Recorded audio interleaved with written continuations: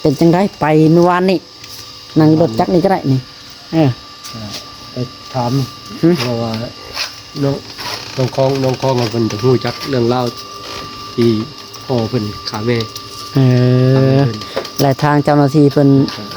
สืบสวนแล้วก็ถามสอบปากคำเพิ่นสารภาพเบิดทุกอย่างบ่ใช่เพิ่นสารภาพแบบใดเพิ่นได้ใช้มีดแทงก่อนมีด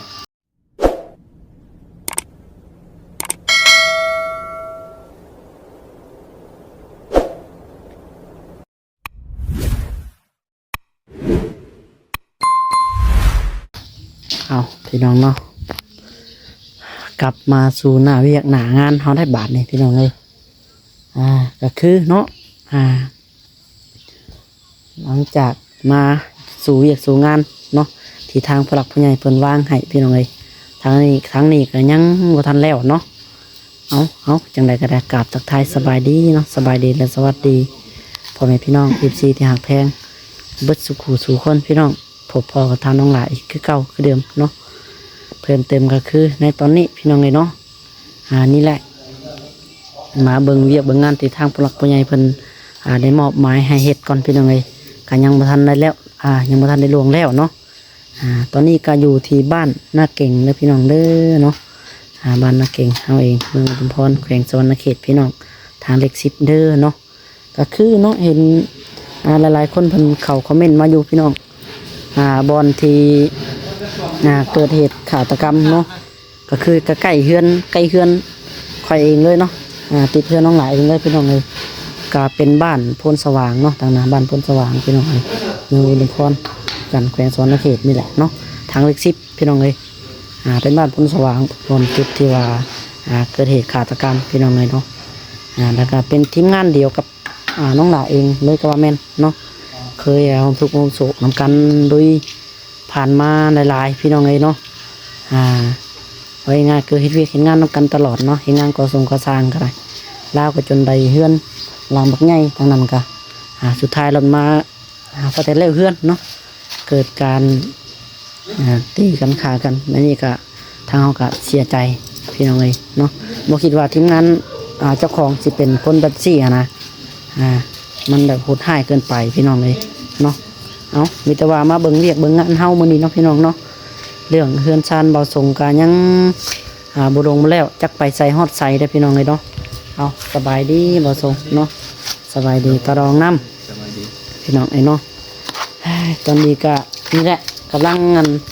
แต่งพี่น้องแต่งประตูหน้าบ้านทางนี้ก็เนาะเป็นเฮือนเบาสงเองพี่น้องเอ้ยเฮือนพอเบาสงเนาะเฮือนตะรองนายดองทางพอสบายดีเนาะเอามาพี่กันพอหน่อยนึงพี่น้องเป็นจังไดไปเมื่อวานนี่นั่งรถจักรนี่ก็ได้นี่ไปถามเพราะว่าน้องคองเพิ่นจะรู้จักเรื่องเล่าที่พ่อเพิ่นขาแม่และทางเจ้าหน้าที่เพิ่นสืบสวนแล้วก็ถามสอบปากคำเพิ่นสารภาพเบิดทุกอย่างบ่ใช่เพิ่นสารภาพแบบใดเพิ่นได้ใช้มีดแทงก่อนมีดแทงก่อนแทงเข้าไปในขมับแทงขมับเลยแทงขมับบ้านแรกได้บ้านแรกปาแทงขมับแล้วตอนมาแทงช่วงนี่นะสากกระเบือทุบสากกระเบือวัดอีกวัดเงินตะเบิ่งซ้ำมาลีเนาะแล้วเอากระเจวัดเราสลบลงเราดินแบบดึกๆเลยแล้วเอากระเจวัดหัวอีกซ้ำอีกวัดที่หักดีเห็ดให้ผู้เกี่ยวเงียบสงัดเลยเบิดลมหายใจด้วยเนาะเสียชีวิตคาทีเลยทางตะรองได้เห็นอยู่บ่ข่าวเพิ่งอยู่บ่คิดว่าสิเกินไปเนาะตะรองคือนั่นเองสร้างบ่คิดว่าสร้างพุทธสิเป็นคนแบบนี้นะนี่นั่นเองเคยมานำทางตะรองก็ไปมานำกันตลอดเนาะน้องก็ฮู้จักเลยแหละพี่น้องไปมาคนฮู้จักเลยแหละเนาะบ่คิดว่าเราสิแบบคนจิตใจโหดถึงขนาดนี้หั่นนะคิดเนาะเราเฮ็ดทีแรกนะพอ ราะว่ามีดแทงเอาไว้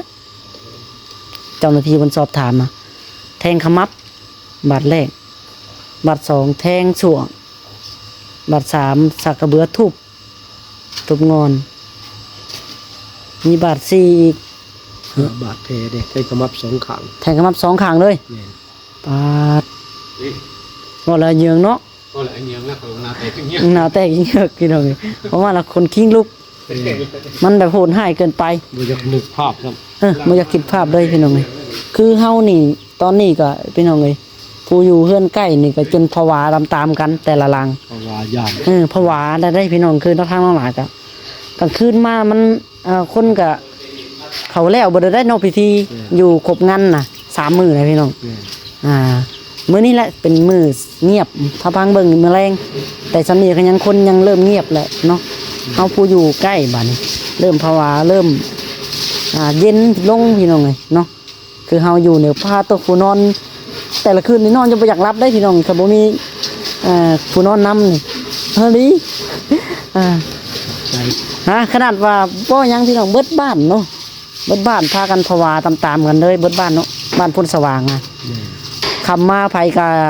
ปิดประตูหน้าต่างคือหันข้างเต็กปิดตั้งแต่7 โมง5 โมงก็ปิดแล้ว6 โมง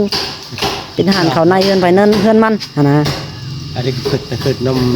ำผู้ช่วยเนี่ยว่าหมู่ธรรมดาเราก็ไปร่วมงานตลอดอย่างกันเลย แม่นก็คือเขาที่ว่าเอิ้นว่าผู้ช่วยพี่น้องคือลาวน่ะเฮ็ดงานนำเฮานี่แบบง่ายคือโบกปูนสาบปูนนี่เนาะปูนตกเคลียร์นี่เราเก็บเรียกคักแป้นเราเฮ็ดนั่นแหละเลยเอิ้นตั้งชื่อเป็นผู้ช่วยพี่น้องคำแม่นชื่อแท้เพิ่นละชื่อนางหมั่นบ่คำหมั่นเนาะ ทำมัน นางคำหมั่นพี่น้องชื่อเพิ่นนี่อายุนี่ประมาณราวๆจักปีพอ 43 43บ่43ประมาณ43 44เนาะพี่น้องเอ้ยเท่าที่เฮาเบิ่งแล้วก็เดาๆกันพี่น้องเนาะประมาณ43 44น่ะพี่น้องประมาณนี้เนาะ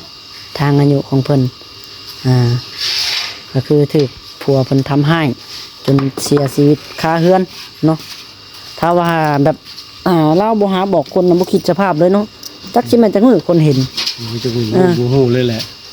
จนว่าเน่าเว้าขออนุญาตพี่น้องเว้าจนเน่าพุ่นแลจนมีกลิ่นทั่วเบิดไทนั่นพุ่นแลเนาะจังสิฮู้จักไผค่ะคือเฮาผู้เฮือนใกล้กับบ่ฮู้หยังเลยเด้พี่น้องคือน้องหลาบ่อยู่เฮือนใกล้ก็บ่จักซ้ำบ่เขาเจ้าสิเฮ็ดกันปานนี้นะคือว่าแล้วมันบุกบัดเดียวเนาะโดดแรกๆก็คือบุกบัดเดียว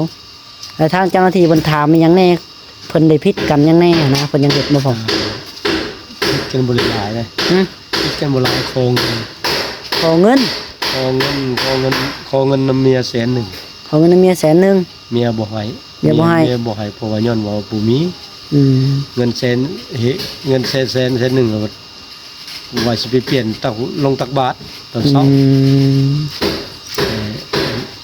บ่ต้องใช้ดอกเอามาวันนี้บ่ให้เดี๋ยวก็บ่ให้สิลงเกมเครื่องลงตักบาทอยู่เด้บ่ให้ก็เลยให้ตึงปังกันเลยจะได้เงินแสนหนึ่งไปซื้อ ภาษาผู้ช่วยเนาะผัวขอเงินไปซื้อแนวคิดแนวบ่ดีพี่น้องแล้วก็บ่อยากให้ดิ้นแล้วล่ะเนาะเราก็ต้องขึ้นเสียงกันละเล็กน้อยแหละเอาเงินแต่ซื้อแต่ว่าง่ายมึงสิเอาเงินแต่ไปซื้อแต่สแต็กอย่ามาสูบบ่เรียนนะบ่นั่นนี่ไปจักจังว่าศูนย์ขึ้นมานะเนาะต้องเว้าเนี่ยละ เราแน่นอนพี่น้องพ่อเคยได้ยินอยู่เราเว้านะเราเว้ากันนะสิว่ามึงนี่เอาเงินนี่ไปซื้อแต่อย่ามาสูบอย่ามาสแต็กนะว่าเราสิเว้าได้นี่แหละพี่น้องนี่ทางนั้นเลยขึ้นเลยบาทเนาะยันวุบบาทเดียวบาทนี่ยันมึงอดอะไรว่าอยู่จริงในพทางนั้นเลยขึ้นเลยบาทนี่วุบบาทเดียวรถนั่นแหละพี่น้องมาเลยว่าเฮาคือทางเฮาก็คือบ่ได้ยินทางเลยนะเนาะก็คือสอบถามเพิ่นเจ้าหน้าที่เพิ่นก็ประมาณนี้เพิ่นรับสารภาพเบิดซำนี้เนาะการกระทำและการวางแผนเฮ็ดเพิ่นนี่ก็ เดี๋ยวถ้าเบิ่งเพิ่นต้องเอามาทำแผนนี่แหละเนาะทางเจ้าหน้าที่เพิ่น บางเชือกมันสิบ่ได้มา ฮะ เพราะว่าบางเชือกมันสิบ่ได้มาเพราะว่าอาวุธประกอบต่างๆเพิ่นเอาไปหมดแล้วน่าจะทำแผนอยู่พุ่นเลยแหละเพราะว่าเพิ่นบ่อยากเอามาให้ทั้งอ้ายน้องทั้งพี่เห็นเลย เออบ างเทื่อผมก็ได้มาตามเจ้าหน้าที่เว้านำวัน มันเถือก็บ่ได้มา จะทำแผนเลยจะถ่ายภาพให้ พี่น้องเฮาเบิ่ง บนอยู่ในอยู่พุ่นเลย เวลาเฮ็ดในใดเนาะ เป็นคดีสะเทือนฟันแห้งเนี่ยเป็นบริษัทให้คนเห็นหลาย ถ้ายันเห็นอะไรถ้าเห็นยันญาติท่านนี้เพิ่น ย่านป้องกันบ่ได้มันได้ บ่พอใจเนาะยันเห็นหน้านะ ย่านป้องกันบ่ได้ เฮ็ดประกันบ่ได้ แม่น อืม ป้องกันบ่ได้เพิ่นว่าเพิ่นก็บ่เชื่อไผอะไรบ่นั่นบ่เชื่อทางใดบ่เชื่อกัน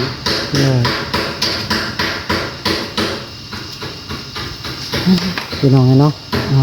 มาแล้วก็นี่พี่น้องเลยเสียใจนำทางครอบครัวของเพิ่นเนาะทางญาติพร้อมด้วยญาติพี่น้องของเพิ่นพี่น้องเลยทางคุณก็ทางมีแต่ผู้ดูแลทางลูกๆทางน้องๆก็ทางเป็นน้องคำน้องคิมก็มีแต่น้องคองและเบิ่งบัดนี้เนาะ แม่นต้อง เป็นเสาหลักน้องคองกับผัวหมอคำเนาะ เพราะว่า อืม ลูกเพิ่นก็มาแล้ว ฮะ เพิ่นก็มาของเพิ่นแล้วเพิ่นเจ้าหน้าที่ก็เลยบ่กล้าสิเอามา อืม เพราะว่ายันป้องกันบ่ได้ ที่อารมณ์ลูกเพิ่นบ่ได้ มันโหดหายเกินไปเนาะได้ว่าเป็นนี่พี่น้องบ่แม่นว่าลูกของสังคุดได้เนาะเป็นลูกอันจะได้ลูกหน้าบ่เพิ่นเนาะ แม่น ลูกหน้าของสังคุดเนาะ แม่น ก็คือผู้ช่วยมีลูกนำผัวเก่าเนาะส่วนสังคุดนี่ยังบ่มีไผเลยเนาะ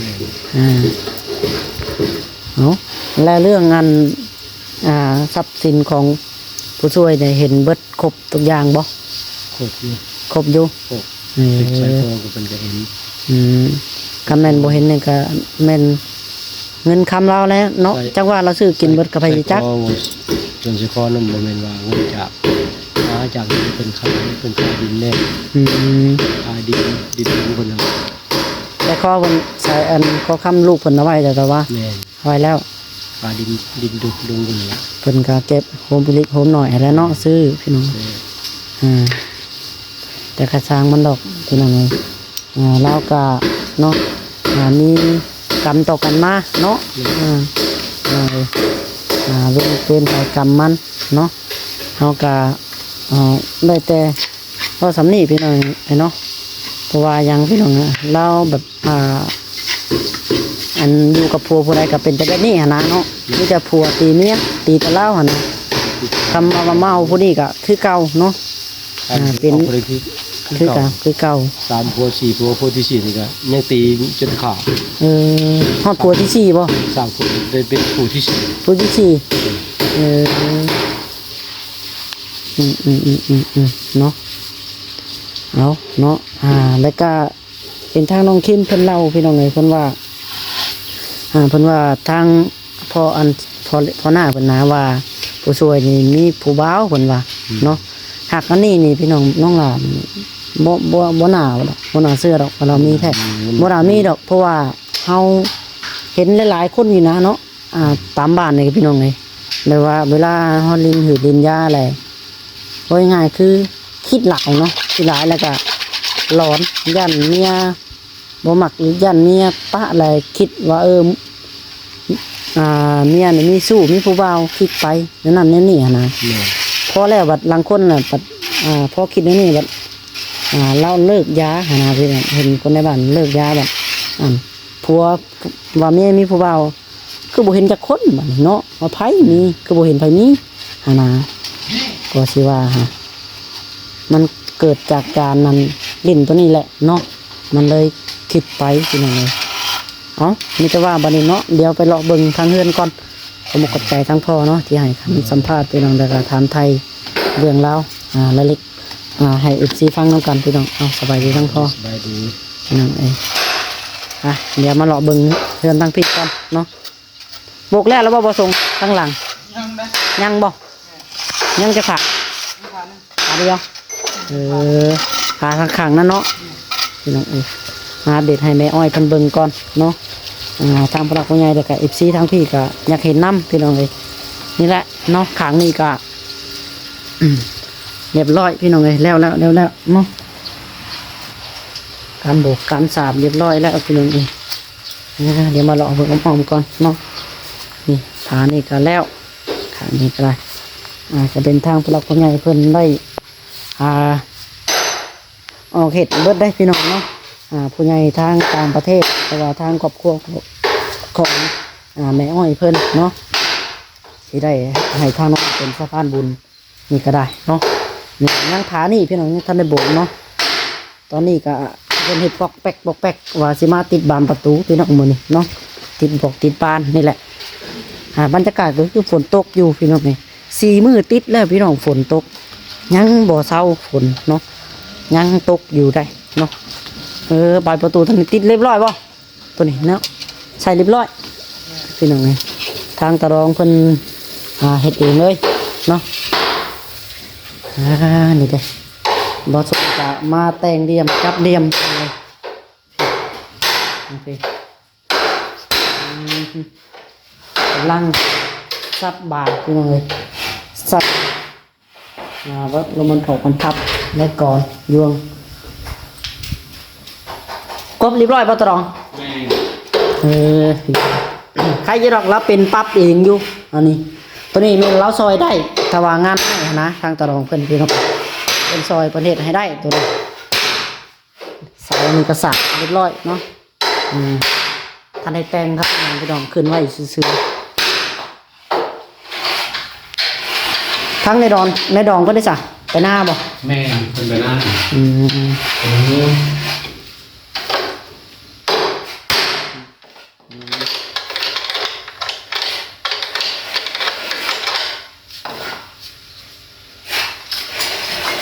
ใส่น็อตใส่งานเนาะแล้วจะบานง่ายพี่น้องเลยยังไม่ทันได้ติดตัวนี้เป็นใส่บานเรียบร้อยเนาะ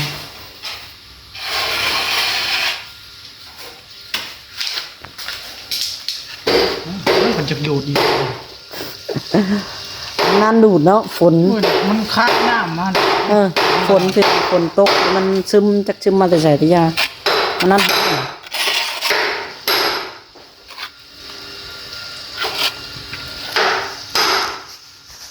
โอเคสักพี่น้องเลยเนาะ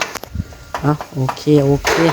ไปซะเด้อพี่น้องเนาะโอเคสำหรับคลิปนี้น้องหลากขอตัวไปก่อนเนาะจังไรก็อยู่ดีมีแห้งเบิดสุกูสู่ก้นพี่น้องสำหรับคลิปนี้ถ้าว่าผิดพลาดประการใดพี่น้องขอโทษขออภัยเนาะนำFCเบิดสุกูสู่ก้นไปพี่น้องสำหรับคลิปนี้เนาะจังไรก็รอติดตามเบื้องน้ำกันพี่น้องเลยเนาะจังไรก็ขอแสดงความเสียใจนำครอบครัวและญาติพี่น้องของทางผู้ช่วยพี่น้องเลยเนาะเฮาก็คอยติดตามข่าวไว้นำกันพี่น้องในเรื่องนี้ก็เอามื้อนี้เดี๋ยวมาเบิ่งบรรยากาศที่เวียกเฮ็ดงานนำกันเด้อพี่น้องเด้อเนาะมาอยู่ที่เฮือนพี่แหละเนาะน้องลาก็ได้รับหน้าที่เป็นสะพานบุญเนาะให้กับทางครอบครัวแม่อ้อยพี่น้องทางผู้หลักผู้ใหญ่อยู่ทางต่างประเทศเนาะเพิ่นได้ช่วยเหลือทางครอบครัวเบาส่งพี่น้องเลยเฮ็ดให้เด็กซ่านเนาะนี่แหละพี่น้องเลย